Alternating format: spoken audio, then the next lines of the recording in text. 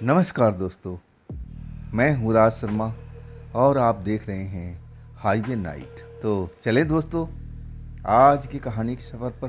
दोस्तों आज की कहानी जो हमें भेजे है ना, उनका नाम दिनेश है। लेकिन ये दिनेश की अपनी आप बीती नहीं है, अपनी कोई घटना नहीं है। इनके दादाजी के साथ में ये घटी थी घटना। अब उनके दादाजी तो है नहीं। और दिनेश बताते हैं ये घटना को काफ़ी साल पहले हुआ था। दिनेश जब पैदा भी नहीं हुए थे और तब की ये बात है। दिनेश को तो मालूम भी नहीं था दादाजी जो थे ना, अब जवानी में अब एक तरह से प्रवेश किए थे। उम्र लगभग 22-23 साल के आसपास होगा। अब दादाजी के जो माता पिता थे ना, पिता तो पहले ही गुजर चुके थे। उनको सांप ने दंश कर लिया था, सांप ने काट खाया था। और उनके माताजी जब दिनेश पैदा हो गए थे, लगभग 10-12 साल का हो गए थे, और तब उनके माताजी का भी देहांत हो जाता है, वो भी सांप के दंश से। दामोदर जी जो रहते थे ना छत्तीसगढ़ में, अब साल को तो पता नहीं है कि कब ऐसा घटना हुआ था, लेकिन इसको बीते बहुत लंबा अरसा हो चुका है। दिनेश जी बताते हैं कि ये जो हमारे दादाजी थे ना, जब उनकी बचपना थी ना, और तभी से उनका अब माता पिता सब छीन चुके थे। कोई था ही नहीं, कोई देख रेख करने वाला। बस देख रेख करने का जो जिम्मा उठाए थे अब दादाजी के चाचा जी ने ही अब लालन पालन करके, और दादाजी को यानी उनका नाम जो दामोदर था, दामोदर जी को अब उस उम्र के पड़ाव तक ले आए थे। 20-21 साल की उम्र अब हो चुका था। और फिर उनके साथ में भी अब कुछ ऐसा घटना हो जाता है कि दामोदर जी एकदम हिल जाते हैं। अब जो छत्र छाया है ना, चाचा जी का भी उठ चुका था। घर तो पहले ही गरीबी में सब जूझ रहा था, थोड़ी बहुत खेती बाड़ी थी और उसे घर का काम धाम चलता था। और तब दामोदर जी अब उस घर के लिए भी अपना काम मेहनत करने लगे। पशु चराने के लिए जाते थे। गांव का जो पशु होते थे, भेड़ बकरी गाय भैंस, चराने के लिए जंगल में जाते थे। अपना तो कोई था नहीं, तो पड़ोसी को ले जाते थे, बदले में कुछ अन्न कुछ पैसे उस टाइम में मिल जाया करते थे। और कुछ खेती बाड़ी थी, अब उन्हीं के साथ में गुजर बसर चल रहा था। जब पशु लेके जाते थे ना जंगल की तरफ चराने के लिए, वहाँ नदी किनारे में वो बैठते थे। जब दोपहर के टाइम होती थी ना, तो सुस्ताने के लिए वहाँ पर एक बरगद का पेड़ था, और वहाँ पर एक साधु बाबा भी आ कर के बैठते थे।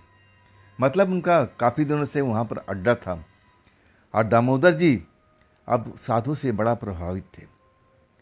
गाय भैंस तो चरती रहती थी, तो साधु जी के पास में आ जाते थे, उनका सेवा भाव करते थे, और साधु बाबा बड़ा खुश होते थे। अब एक तरह से भूखे प्यासे दामोदर जी उस टाइम रहते थे। सुबह का खाना खा के जाते थे, जब घर लौट के आते थे, जो भी रुका सूखा मिल जाता था, अब उसी में काम चलता रहता था। मतलब जो घर था ना, एकदम गरीबी में जूझ रहा था।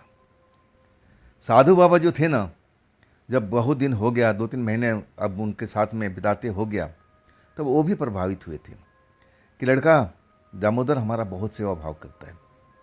अब वो कुछ खाते पीते तो दामोदर जी को दोपहर में ज़रूर देते थे। कुछ फल फ्रूट हो गया, कुछ ऐसा चीज़ हो गया जो अपने भोजन के लिए रखते थे, तो खुद भी भोजन करते थे और दामोदर जी को भी देते थे। दामोदर जी लालच नहीं था, बस ना जाने क्यों उनका जो मन था ना, साधु बाबा की तरफ आकर्षित हो गया था। अब एक तरह से नियमित दोपहर के टाइम में वो बरगद के पेड़ के पास में पहुंच जाते थे और साधु बाबा का सेवा भाव करते थे। साधु बाबा बड़ा प्रसन्न रहने लगे। करीब करीब 1 साल जब बीत जाता है, बीच बीच में साधु बाबा कहीं और चले जाते हैं, और तब दामोदर जी बड़ा बेचैन हो जाते थे। ढूंढने की कोशिश करते थे कि साधु बाबा कहाँ गए, लेकिन लौटते थे 1 महीने 1.5 महीने में। अब वो आ ही जाते थे उस जगह पर, आ कर के अपना साधना वगैरह करते थे, रात वहीं गुजारते थे। शाम के टाइम में जब दामोदर जी अपने गाय को ले जाने की कोशिश कर रहे थे कि चलो अब शाम ढलने जा रही है, अब एक बार बाबा से मिल लेते हैं, और फिर अपने गाय को और जो भेड़ बकरियां हैं उनको अब एक तरह से सहेज करके और जिनके घर पर है देना है उनके घर घर पहुंचा देंगे। ऐसा ही काम करते थे। मैं बताया ना कि बदले में उनको थोड़ा बहुत अन्न मिलता था, कुछ पैसे मिलते थे, और उसी में उनकी जो परिवार था चाचा का, अब पूरा परिवार अब निर्भर था। दामोदर जी का तो अपना कोई था ही नहीं, माँ और पिता दोनों चल बसे थे। अब एक तरह से बेसहारा थे, लेकिन सहारा उनके चाचा ने ही दिया था। तो जो भी अपना कर्तव्य निभाते थे अपने चाचा के परिवार के लिए, कि इन्होंने मुझे बड़ा किया है, अब मेरा फर्ज है, मैं इनके परिवार को भूखे सोने नहीं दूंगा। जैसे भी करके वो पूरा इंतजाम कर लेते थे। अब वो शाम के टाइम जाते हैं, साधु बाबा ध्यान में बैठे थे, अब डिस्टर्ब नहीं करते हैं, जाके बैठ जाते हैं।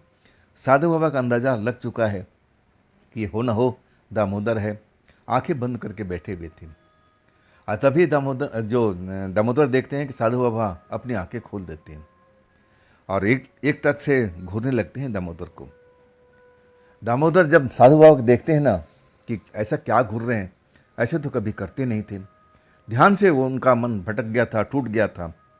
नाराज नहीं थे दामोदर पर, और तब कहने लगे कि दामोदर, तेरे पर संकट का बादल छा चुका है बेटा, तुझे सतर्क रहने की जरूरत है।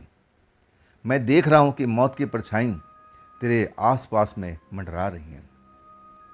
जब ये बातें दामोदर जी सुनते हैं तो उनको समझ में नहीं आता है। अब पूछते हैं, बाबा जी क्या हो गया मेरे साथ में, क्या होने वाला है जो आप इतना चिंता कर रहे हो?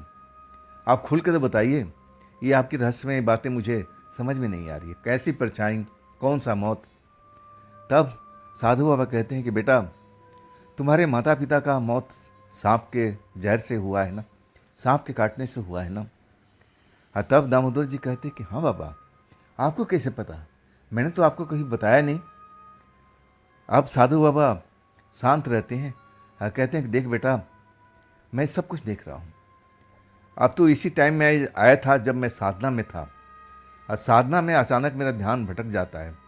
अब मैं देखता हूँ कि तू आया हुआ है, लेकिन तेरे साथ में कुछ ऐसी छाया को देख रहा हूँ जो हर पर तेरा पीछा कर रहा है। वो तुझे मारना चाहते हैं बेटा, तुझे सावधान रहना पड़ेगा। दामोदर जी अब ऐसे स्वभाव के थे, डर नाम का तो चीज़ जानते नहीं थे। अब ऐसी जीवन उनकी बीती थी, किसके लिए डर? आगे पीछे कोई था नहीं, डरते तो बिल्कुल नहीं थे, ना भूत से ना प्रेत से। अब एक तरफ से अखड़ दिमाग के थे, लेकिन उस टाइम भी वो डरे नहीं। साधु बाबा से कहते हैं कि बाबा जी, आप जो देख रहे हो हमें भी तो बताओ, तो मैं उसे सचेत रहूँगा।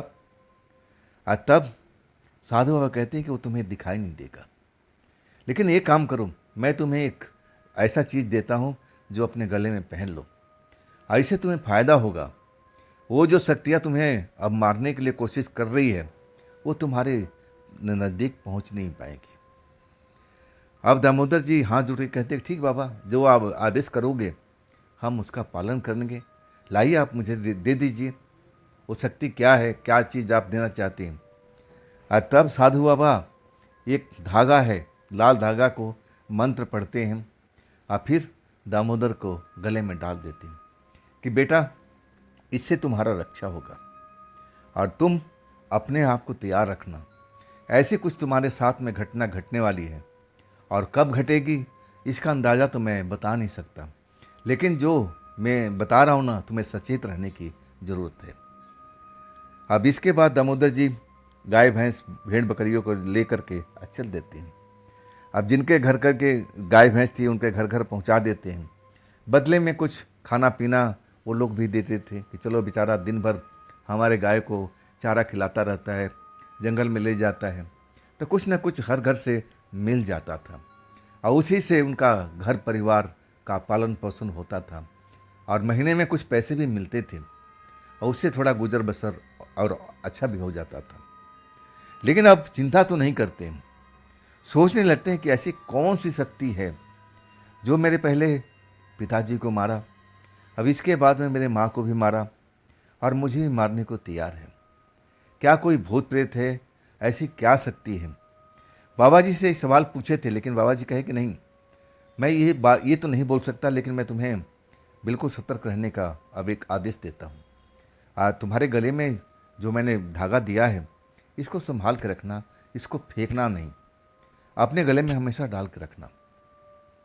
अब रोज़मर्रा का काम था, रात को अपना खाना पीना खा के सो जाना और सुबह घर घर जाना, गाय भैंस को बकरियों को लेकर के और जंगल की तरफ चले जाते थे। जहाँ चारागाह था वहाँ पर गाय भैंस अपना चरती थी, हरी हरी घास, ऐसे ही करते थे। जब उस अगले दिन जब वो गाय भैंस के लेके जाते हैं, रात तो अब मज़े में कट चुकी थी, ऐसा उनके साथ में कुछ हुआ नहीं था। और जब वहाँ जाते हैं चारागाह में, जंगल के पास में, गाय भैंस को छोड़ देते हैं चरने के लिए और बरगद के पेड़ के पास में आते हैं जहाँ साधु बाबा बैठा करते थे, ध्यान लगाया करते थे। वहाँ पर साधु बाबा होते ही नहीं है। अब एक तरह से अब उनको अच्छा भी नहीं लगा कि बाबा जी चले गए, मुझे जानकारी भी नहीं मिली। बाबा जी से उनका दिल लगा हुआ था, अच्छी अच्छी बातें बाबा जी बताया करते थे और ये बड़े ध्यान से सुनते थे, समझने की कोशिश करते थे दिन दुनिया को, और बाबा जी से बड़ा खुश भी रहते थे। अब दोनों लोग एक दूसरे को अब जानने लगे थे। तभी तो बाबा जी ने बताया था कि देख दामोदर, तेरे ऊपर अब जो साया मंडरा रहा है वो मौत का साया है, कब हमला करेगा कुछ पता भी नहीं चलेगा, इसलिए तुझे सतर्क रहने की ज़रूरत है। अब सब तो मालूम हो चुका था कि मेरे पिता का मौत सांप काटने से हुआ है, मेरी माँ का मौत सांप काटने से हुआ है, तो हो सकता है कि मेरे साथ भी ऐसा हो। जो अब एक तरह से समझदार भी थे, दिन दुनिया अब समझ रहे थे, उनको लगा कि अब मैं जंगल के वगैरह अंदर में नहीं जाऊंगा। अगर जंगल में जाने से ही सांप वगैरह का खतरा ज़्यादा होता है तो मैं बाहर ही बाहर रहूँगा, जंगल में मैं जाने की कोशिश नहीं करूँगा। और इसके बाद अब उनके अंदर जो गले में एक शक्ति भी थी, लाल धागा जो बाबा जी मंत्र पढ़ के दिए थे, वो विश्वास भी करते थे, बाबा जी की हर एक बात को मानते थे, विश्वास करते थे। और उनको पक्का यकीन था कि जब तक हमारे गले में ये शक्ति है, ये माला है, ये धागा बंधा हुआ है, तब तक मेरा बाल मक्का कोई कर नहीं पाएगा। अब हफ्ता दिन हो जाता है, हर रोज़ अब उस बरगद के पेड़ के पास जाते हैं, दिन के टाइम में कि बाबा जी आ गए होंगे, बाबा जी आ गए होंगे, लेकिन बाबा जी ऐसे ही कभी कभी गायब हो जाते थे और लौटते थे कभी 2 महीने में, कभी 3 महीने में, लेकिन आते जरूर थे यहाँ पर। अब हफ्ता दिन बीतने के बाद में अब उस चीज़ को भूलने लगे कि अरे अब तक कोई साया मंडराता होता, कुछ होता, तब तक मेरे साथ में हो जाता, निश्चित सा हो गए थे। अब उनके जो आसपास के घर के और भी जो लड़के चरवाही का काम करते थे, अपने अपने भैंस लेके आते थे, गाय लेके आते थे, उनसे दोस्ती भी थी। तो बाबा जी थे नहीं तो उनके साथ में खेल कूद में अपना व्यस्त रहते। रात को लौटते हैं, शाम के टाइम लौटते हैं, खाना पीना अपने परिवार के साथ में मिल बांट के खाते हैं। अब इसके बाद अपने बिस्तर पर आ जाते हैं सोने के लिए। रात गहरा जाती है और रात अंधेरी भी थी। उस टाइम दिनेश जी बताते हैं कि हमारे घर में मिट्टी तेल का दिया जलता था, लालटेन भी नहीं था उस टाइम में दादाजी के पास में। तो वो मिट्टी तेल का दिया, ढिबरी जिसको बोलते थे, वो जलती थी। और उसको भी अब देखा जाता था कि मिट्टी के तेल ज़्यादा खर्च ना हो, तो छोटी बाती करके रखा जाता था कि रोशनी तो रहे थोड़ा बहुत, लेकिन तेल कम जले। तो वैसे ही करके दादाजी अपने कमरे में जहाँ सोते थे, और उनको थोड़ा उजाले में सोने की आदत थी, अंधेरे में उनको अच्छा नहीं लगता था, तो ऐसे ही ढिबरी जल रही थी और आधी रात हुई पड़ी थी। नींद में बड़ा अपना मस्त थे, मीठे सपने में खोए थे। और तभी उनके छाती पर कुछ सरसराहट सी मौजूद हुआ। सरसराहट सी मौजूद हुआ ना, तो उनकी आँख खुल गई। आँख खुल गई तो ढिबरी की रोशनी में देखते हैं कि एक काला नाग उनके सीने पर बैठा हुआ है, अब बड़ा सा फन फैला करके। अब नींद से जागते ही जब आप ऐसा काल को देखते हैं तो उनकी हालत खराब हो जाती है। अब तो ऐसे पोजीशन में थे कि अगर जरा भी हिले तो सांप दंश मार देगा। दंश मारने का मतलब कि मौत पक्की है। ऐसा ही जहरीला सांप था, नाग था वो, जो उनके छाती पर बैठा हुआ था। अब ना तो कुछ आवाज़ कर सकते थे, अपने परिवार को चिल्ला सकते थे, और ना हिलडुल सकते थे। अब एक तरह से इतनी परेशानी में फंसे हुए थे कि समझ में नहीं आ रहा था कि अब करें तो क्या करें। बाबा जी ने बताया था कि देख तेरे ऊपर में अब जो साया है, मौत का साया है ना, अब मैं दिखाई दे रहा है। और एकदम डर गए थे कि कहीं बाबा जी जो कहना था वो सत्य तो नहीं हो गया। मेरे माता को भी सांप ने डसा था, मेरे पिता को जंगल में सांप ने डस लिया था, तो क्या अब मेरी भी मौत पक्की है? अब मेरा आखिरी रात है, अब मैं शायद सुबह का सूरज देख नहीं पाऊंगा। लेकिन हिम्मत वाले थे, डर नाम की चीज़ अब उनके अंदर में थी नहीं। लेकिन मौत जब इतने सामने खड़ी होती है ना, तब पता लगता है कि वास्तव में अब जीवन अगर है, इससे बचना है, तो कोई ना कोई उपाय जरूर इंसान सोचता है। मौत से बचने के लिए सारे कोशिश करता है, और वही कोशिश मन ही मन अब दामोदर जी कर रहे थे कि हे ईश्वर, मैं अब क्या करूं? आवाज़ देता हूँ तो तब भी ये सांप गुस्से में मुझे दंश मार सकता है। अगर इसको मैं झटकता हूँ, झटक के उठने की कोशिश करता हूँ, तब भी मुझे ये मार सकता है, दंश सकता है। तो मैं करूँ क्या? गले में जो माला था ना, वो ऐसे के तैसे पड़ा हुआ था। उस माला को, मतलब वो शक्ति जो थी अभी भी उनके गले में थी, और ऐसे में वो शक्ति क्यों नहीं काम में आ रही थी? बाबा जी ने बताया था, ये जो शक्ति तुम्हें दे रहा हूँ तंत्र मंत्र करके अपनी सिद्धि से, ये तुम्हारी रक्षा करेगी। तो वो अभी तो कुछ ही दिन हुआ था, आई शक्ति क्यों नहीं काम कर रही थी? मन जो था ना दामोदर जी का, अब बाबा जी से थोड़ा निराशा अब लगने लगी। ये तो समझते थे कि ये शक्ति हमारे गले में है, और तब तक मुझे मौत छू नहीं सकती। तो आखिर ये शक्ति खामोश क्यों है? ये काम क्यों नहीं कर रही है? ये नाग देवता हमारे सीने पर आकर बैठे हुए हैं और मेरी तरफ घूर रहे हैं।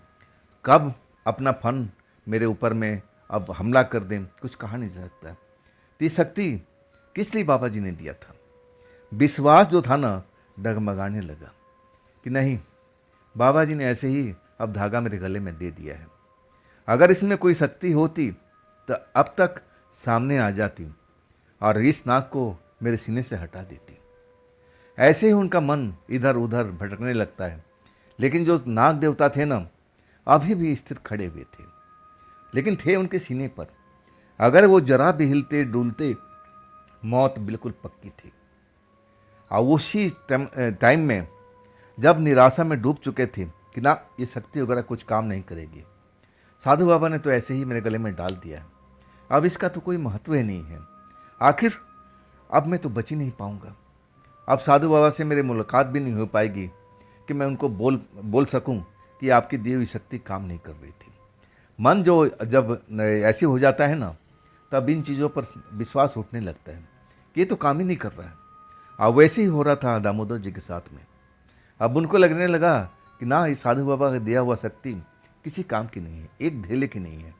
अगर होती तो अब तक मेरी बचाव कर देती। मैं ऐसी परिस्थिति में पड़ा नहीं होता।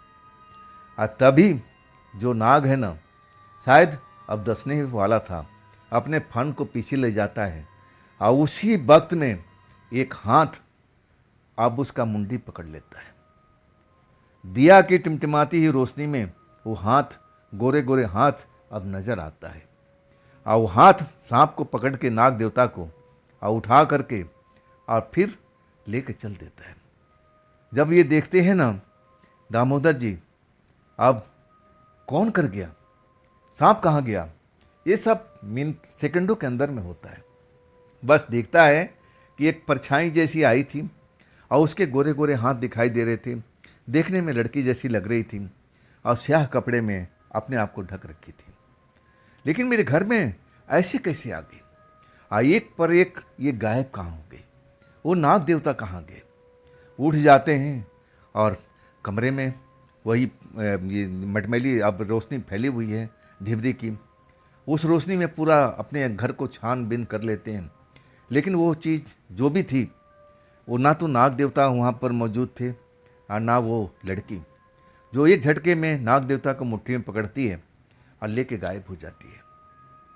अब ये देख करके दामोदर जी तो कुछ पल बिल्कुल ऐसे ही शांत पड़े रहे।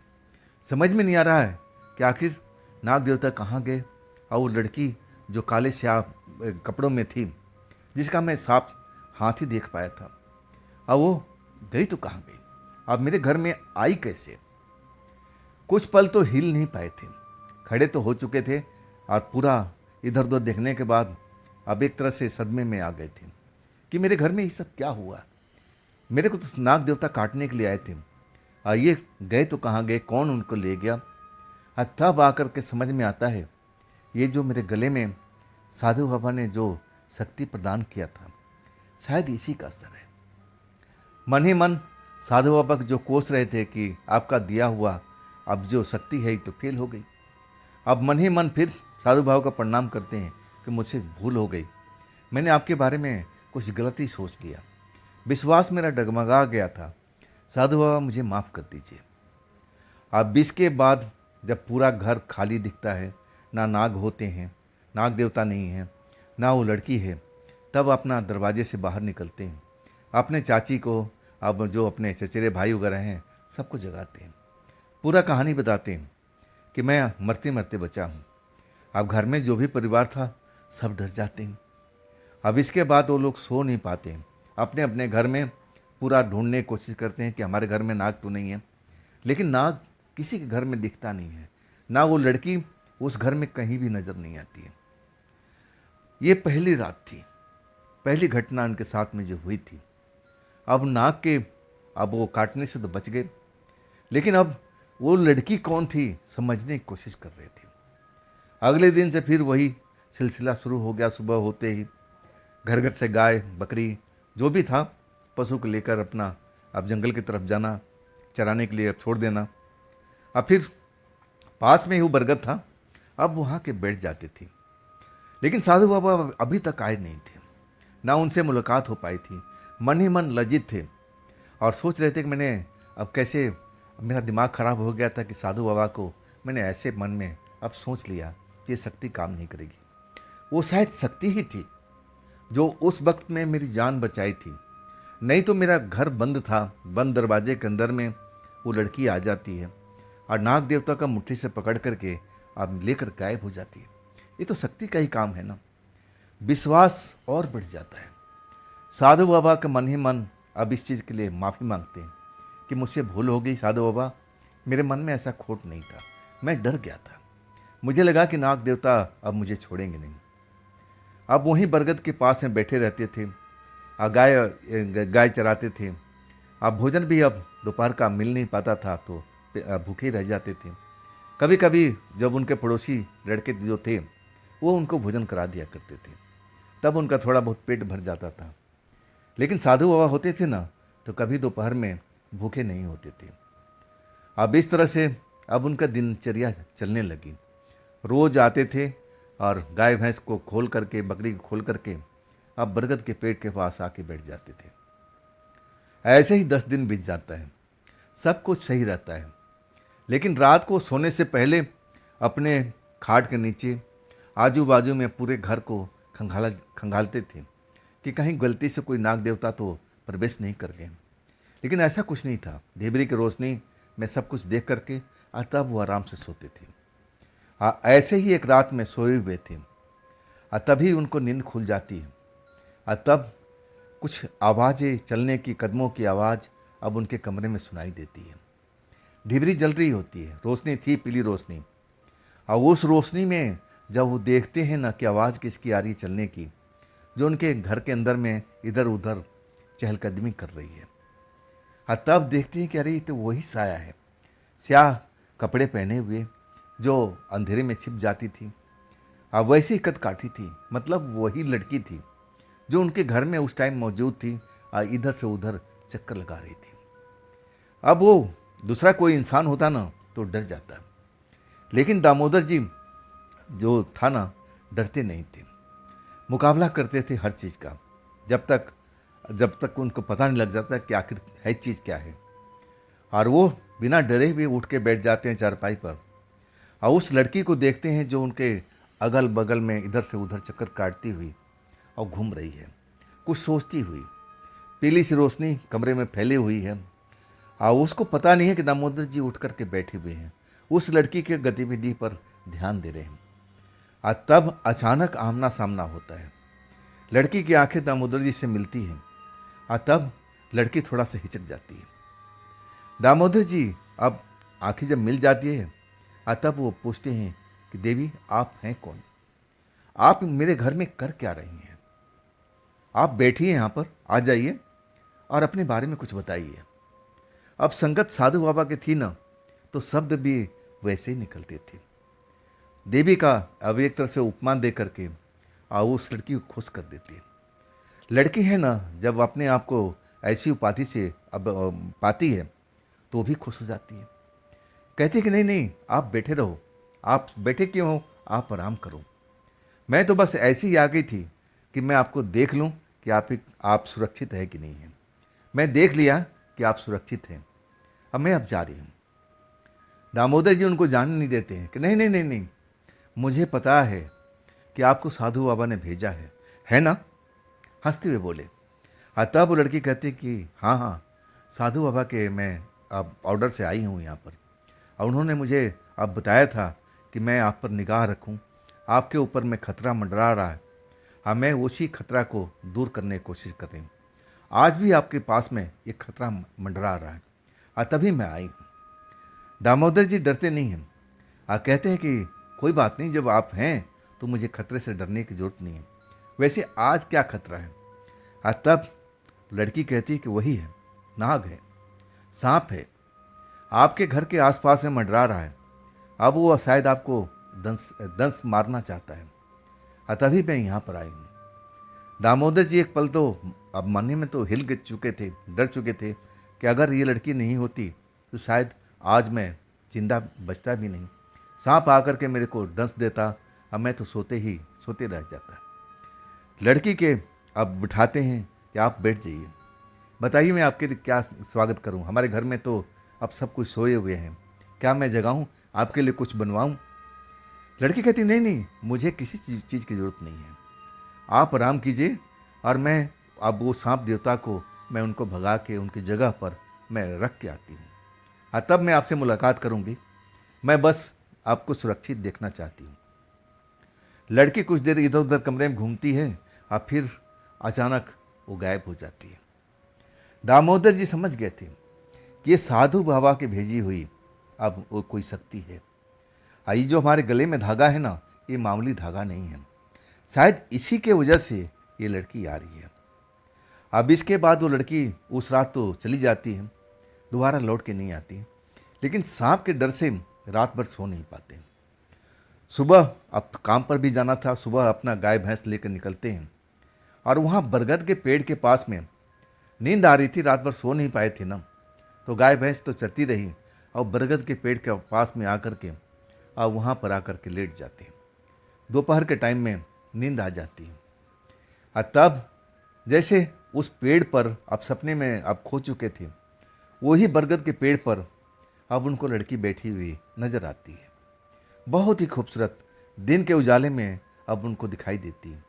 लेकिन कहते हैं कि मेरे को ये सपने में सब नज़र आ रहा था, मैं उस सपने में लड़की को पहचान जाता हूँ और कहता हूँ कि आप देवी हैं ना, आप आइए तो सही, ऊपर क्यों बैठी है, मेरे पास में आइए। तब वो लड़की कहती कि नहीं, मैं तुम्हारे लिए कुछ भोजन का व्यवस्था करती हूँ और तब मैं तुम्हारे पास में आऊँगी। सपने में ही सब देखते हैं दामोदर जी। अब इसके बाद जब उनकी आँख खुलती है ना, तो सुगंध कुछ खाने का आ रहा था। अपने बगल में देखते हैं ना, तो वहाँ पर स्वादिष्ट मिठाई रखी हुई है। नींद खुलते ही स्वादिष्ट मिठाई अब मिल जाए, भूखे पेट जो इंसान है भूख से व्याकुल है, तो अब मिठाई पर टूटी पड़ता है। वैसे ही दामोदर जी ने किया, भूख तो लगी हुई थी और स्वादिष्ट मिठाई को देखते हैं तो अपने आप को रोक नहीं पाते, मिठाई चट कर जाते हैं। अब इसके बाद वो सपने में सब ध्यान आ जाता है कि अरे मैंने तो बरगद के पेड़ पर और एक डाली पर बैठे उस लड़की को देखा था, बड़ा ही खूबसूरत लड़की है। और उस लड़की को आवाज़ देने लगते हैं कि देखिए मैंने आपको सपने में देखा था, आप यहीं पर हैं ना, आप आ जाइए ना, यहाँ कोई नहीं है, हम बैठ कर के बात करेंगे, आप मेरे से डरने की कोशिश मत कीजिए, मैं आपका कोई नुकसान पहुँचाने वाला नहीं हूँ, आप आ जाइए, यहाँ पर कोई नहीं है मेरे अलावा, मेरे यार दोस्त हैं ना, देखिए वो दूर हैं, वो तो देख भी नहीं पाएंगे, हम लोग काफ़ी दूरी पर हैं। दोपहर के टाइम में अब उस लड़की को आवाज़ देने लगते हैं।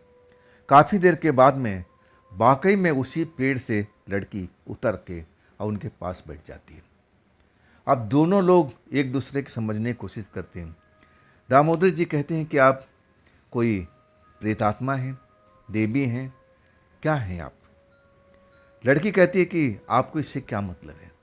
साधु बाबा ने अब आपकी सुरक्षा पर मेरी ड्यूटी लगा रखी है। अब मैं हर पल आपकी सुरक्षा करती हूँ जब तक साधु बाबा आ ना जाए। और मैं देख रही थी कि आप दोपहर में भूखे हुए थे। साधु बाबा का आदेश था कि अगर यहाँ पर लड़का आ जाता है तो उसको भोजन कराना है। कई बार मैंने आपको भोजन के लिए यहाँ पर आप ढूंढ रही थी, लेकिन उस टाइम आप नज़र नहीं आए। लेकिन आज आप आकर के खाली पेट सोए हुए थे। हाँ, तब मुझे आपको वो मिठाई लेके देना पड़ा। कैसी लगी मिठाई? अब बातों बातों में उस लड़की से दामोदर जी की दोस्ती हो जाती है। हर दोपहर के टाइम में वो लड़की अब उनको भोजन देती है। घंटों तक आपस में बतियाती रहती हैं। और धीरे धीरे धीरे दोनों, अब वो प्रेतात्मा थी, देवी थी, ना जाने क्या थी, ये तो मालूम नहीं, दामोदर जी को बताई नहीं, लेकिन दोस्ती एकदम घनिष्ठ हो चुका था। अब लड़की भी अब दामोदर जी से आकर्षित हो चुकी थी और दामोदर जी भी उस लड़की से आकर्षित हो गए थे। प्रेम संबंध अब स्टार्ट हो जाता है और रात को लड़की अब उनके घर में आ जाती थी।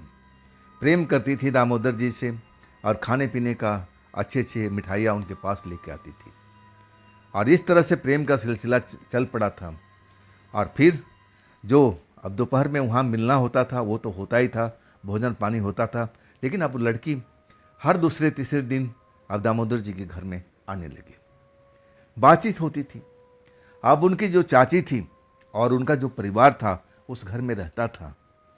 रात को जब वो लोग उठते थे नित्य कुछ काम के लिए, बाथरूम वगैरह जाने के लिए, तो दामोदर जी के कमरे से आवाज़ सुनाई पड़ती थी। दामोदर जी किसी से बात करते हैं, ऐसा उनको कानों में आवाज़ पड़ता था। दरवाज़ा बंद होता था तो इसलिए वो लोग दरवाजे पर आकर रुक जाते थे। कान ओढ़ करके दरवाजे के अंदर जो बातचीत है वो सुनने की कोशिश करते थे, लेकिन सिर्फ दामोदर जी की आवाज़ सुनाई पड़ती थी। लड़की की आवाज़ कानों में जाती नहीं थी। ऐसा कुछ दिन तक हुआ। उनको लगा कि कहीं दामोदर जी को कोई बीमारी तो नहीं हो गई, कोई भूत प्रेत का साया तो नहीं आ गया, ये अकेले में रात के टाइम में अपने आप से बात क्या करते हैं। लेकिन थोड़ा हिचकते थे चाची, उनके परिवार के लोग, कि कहीं दामोदर जी बुरा ना मान जाए। ऐसा ही कुछ दिन तक चलता रहता है और हर रात दूसरे तीसरे दिन जब आवाज़ आती थी तो लोग कान ओढ़ करके दरवाजे के पास खड़े हो जाते थे, सुनने की कोशिश करते थे कि एक तो दामोदर जी की आवाज़ साफ सुनाई पड़ती थी और दूसरा उस घर में कौन है जिससे दामोदर जी बात करते हैं, वो आवाज़ नहीं आती थी। अब सुबह के टाइम में जब दामोदर जी उठते हैं तो उनकी चाची रोक लेती, सुनना बेटा।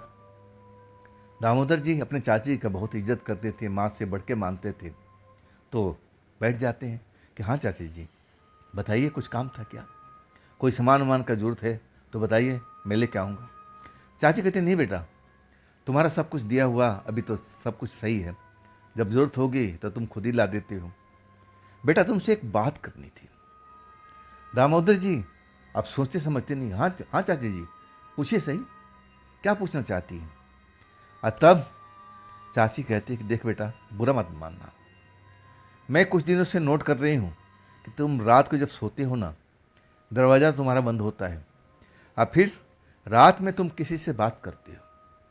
हर दूसरे दिन तीसरे दिन वो आवाज़ तुम्हारी आती है। तो तुम अकेले बात करते हो या तुम्हारे साथ में कोई होता है। वाकई में जब दामोदर जी इस बात को अब समझते हैं तो एकदम सदमे में आ जाते हैं कि अरे अब इनको कैसे पता चला। चुप हो जाते हैं। चाची से अपना झूठ तो बोल नहीं सकते थे, माँ से बढ़ के मानते थे। अब झूठ बोलना तो एक तरह से पाप था और वो पुराने लोग थे उस टाइम के लोग, अब इस चीज़ को बड़ा गलत समझते थे। किसी को झूठ अब बोलना बुलवाना ये गलत बात थी। अब एकदम सदमे में रह गए थे। दामोदर जी सर झुकाए हुए थे। चाची जी उनके पूछ रहे थे कि बेटा तुमने कोई जवाब नहीं दिया, इसका मतलब कोई बात तो जरूर है ना। बोलो बेटा, डरने की जरूरत नहीं है। तब दामोदर जी झूठ तो बोल नहीं सकते थे, पूरी बात बताते हैं कि देखिए चाची जी, बरगद के पेड़ के पास में जो साधु बाबा थे अब मैं उनका सेवा भाव करता था। उन्होंने एक दिन साधना में बैठे थे, तब मैं उनके पास पहुंच जाता हूँ। तब उन्होंने आँख खोल करके अब पूरी कहानी बता देते हैं। कहते हैं कि देख, तेरे आसपास में मौत मंडरा रही है। अब मेरी सुरक्षा में एक लाल धागा गले में डाल देते हैं। फिर उस रात का किस्सा भी बताते हैं, जब अब सोए हुए थे, एक बड़ा सा काला नाग उनके सीने पर आकर बैठ गया था। अब उनको काटना चाहता था, डसना चाहता था। तभी वो लड़की आकर के सांप की मुंडी पकड़ती है और लेके गायब हो जाती है। सब कुछ सिले सिलवार से बताना शुरू कर देती है। ये सब बातें सुनकर के पूरा परिवार उनका डर जाता है। अब समझ नहीं आ रहा कि ये सब हो क्या रहा है। तब चाची कहती है कि बेटा, अब देखो, तुम भी मेरे औलाद से बढ़ के हो। देखो, मैं तुम्हें खोना नहीं चाहती। बेटे, ये जो तुम काम कर रहे हो ना, ठीक है, वो लड़की तुम्हारी रक्षा करती है, मैं मान लेती हूँ। लेकिन ये मेरी समझ में जो लड़की है, ये आत्मा है, प्रेत आत्मा है। कब किसका दिमाग बदल जाए कुछ कहा नहीं जा सकता बेटा। अब मैं तो कहता हूँ बेटा, इससे किनारा कर लो, उससे तुम दूर हो जाओ। अगर तुम उसके नज़दीक रहोगे तो मुझे शंका है कि कहीं वो तुम्हारी मौत का कारण न बने। अब एक तरह से दामोदर जी को चाची जी कहती कि बेटा, तुम मेरे सर पर हाथ रख।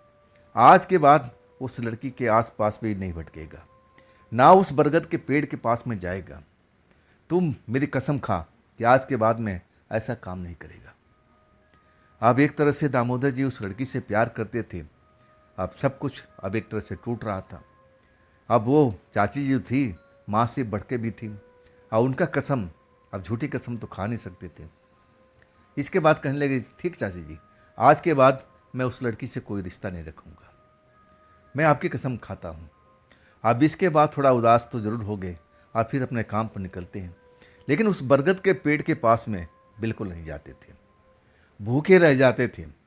अपने यार दोस्त के साथ में बैठ कर के छोटा बहुत जो कुछ मिल जाता था, रूखी सूखी रोटी, और वो लोग दे देते थे तो भोजन कर लेते थे, और फिर अपने घर लौट आते थे। अब इसके बाद वही लड़की रात के टाइम में आती है उनके घर में और हाथ जोड़ लेते हैं कि देखिए देवी जी, आप मुझसे अलग हो जाइए। मेरी माँ से बढ़कर मेरी चाची माँ है, अब मैं उनका कसम खाया हूँ, आप मुझसे दूर हो जाइए, दोस्ती आप तोड़ दीजिए। लड़की को पूरा अब बात बताते हैं कि देखिए, मैं झूठी कसम नहीं खाता। लड़की उनकी अब बात को समझ लेती है, कहती है कि ठीक है, बिल्कुल तुम अपनी जगह पर सही हो, अब मैं भी अपनी जगह पर सही हूँ, हम अब दोबारा से नहीं मिलेंगे। लड़की भी अब कसम खाती है कि आप मेरे से दूर रहना, अब मैं भी आपसे दूर रहती हूँ। अब इसके बाद जो दोस्ती थी वो ख़त्म हो चुकी थी। जाते थे लेकिन बरगद के पास में नहीं, दूर अपना कहीं बैठ जाते थे, वहाँ से बरगद की तरफ देखते रहते थे। साधु बाबा जब वो एक बार निकले थे ना, और उसके बाद वो दोबारा लौट के नहीं आए थे। ना जाने कहाँ चले गए, किस जगह चले गए, और उसके बाद वो लौट के नहीं आते। इनकी ज़िंदगी थी ना, जैसे चल रही थी वैसे ही चल रही थी। लेकिन धीरे धीरे धीरे धीरे अब उनका जो घर बार, अब जो कुछ था, आमदनी बढ़ने लगी। और एक रात जब अपने गाय भैंसों के शाम के टाइम लेके आ रहे थे, और अचानक एक गाय के पैर में एक थैला अब कहीं से फंस जाता है। थैला छुड़ाते हैं, थैला छुड़ा कर देखते हैं ना, तो उनकी आंखें चौंधिया जाती है। उस भी थैले में अब बहुत सारा सोना चांदी पुराने ज़माने की अब उनको नज़र आता है। पूरा सोना चांदी लेकर के अपने चाची के पास जाते हैं, चाची को दिखाते हैं। चाची कहती कि बेटा कहाँ से मिला? तब बताते कि मुझे नहीं मालूम, मेरी एक गाय के पैरों में ये फंसा हुआ था, और उसको लेके घसीट रही थी, चल नहीं पा रही थी, फंस रहा था पैर। तब मेरा ध्यान इस पर गया, तब मैं निकालता हूँ तो देखता हूँ कि इसमें है क्या, तब मुझे नज़र आता है। चाची जी अब आंखें मूंद लेती हैं, आंखों से आंसू निकलने लगता है। कहती है कि बेटा, जिस साधु बाबा का तुम सेवा भाव करते थे ना, ये उन्हीं का प्रताप है। वो नहीं चाहते थे कि तुम्हारे साथ में कुछ ऐसी घटना घट जाए। तुम्हारी सुरक्षा में उस लड़की को भेजा था जिसे तुम प्यार करने लगे थे। देखो, वो तुम्हें गरीब रखना भी नहीं चाहते थे, तभी तुम्हें ये सोना चांदी अब एक तरह से तुम्हें दिए हैं। और इसके बाद में दामोदर जी का जीवन यापन सब कुछ बदल चुका था।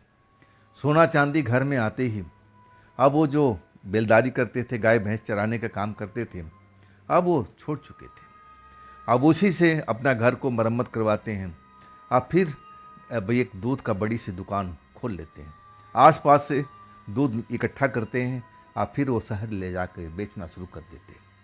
ऐसा ही करते करते अब वो दूध का कारोबार का बहुत बड़ा हिस्सा बन चुके थे। फिर उनकी शादी ब्याह भी हो जाती है। लेकिन वो बरगद का पेड़ के पास में फिर जाते हैं साधु बाबा के ढूंढने के लिए, लेकिन साधु बाबा ना मिलते हैं, ना वो लड़की मिलती है। वहाँ जाकर के उस लड़की को आवाज़ देते हैं कि एक दोस्त के नाते से अब मेरे सामने आ जाओ, क्या तुमने ये सोना चांदी तुमने दिया है? साधु बाबा कहने पर लेकिन लड़की कोई जवाब नहीं देती है, ना उनके पास में आती है। आखिरकार अपना वो वचन निभाती हैं और इधर दामोदर जी भी अपना वचन निभाए थे। उस लड़की से दोबारा मिलने के लिए उस बरगद के पेड़ के पास कभी नहीं गए थे। बस एक बार गए थे पूछने के लिए और देखने के लिए कि साधु बाबा आए कि नहीं आए। लेकिन उस जगह पर साधु बाबा अब जो एक बार गए दोबारा लौट के नहीं आए थे। फिर उनकी शादी ब्याह भी होती है, घर की स्थिति भी अब बदल चुकी है और वही दूध का कारोबार उनके परिवार में आज भी चलता रहता है। तो दोस्तों, ये थी दिनेश जी की भेजी हुई ये घटना कहानी। आपको कैसी लगी कमेंट में ज़रूर बताइएगा। और दोस्तों, अगर आपके पास भी कोई ऐसी आपत्ति है, कोई घटना है जो आप मुझे बताना चाहते हो, तो आप मुझे इंस्टाग्राम पर, मेरे व्हाट्सएप नंबर पर, मेरी मेल आईडी पर अपनी कहानी को, अपनी घटना को आप मुझे भेज सकते हो। और दोस्तों, ये भी चैनल आप ही का है, तो इसको भी अपना प्यार दीजिए, लाइक कीजिए, सब्सक्राइब कीजिए और अपने दोस्तों को शेयर कीजिए। और हाइप का बटन जो आपको दिख रहा है ना, वो भी दबाने के लिए है, तो उसको भी आप उंगली से प्रेस कर दीजिए। और दोस्तों, फिर हम कल मिलते हैं ना, इसी चैनल पर, इसी टाइम पर। आप लोग अपना ख्याल रखिएगा। नमस्कार।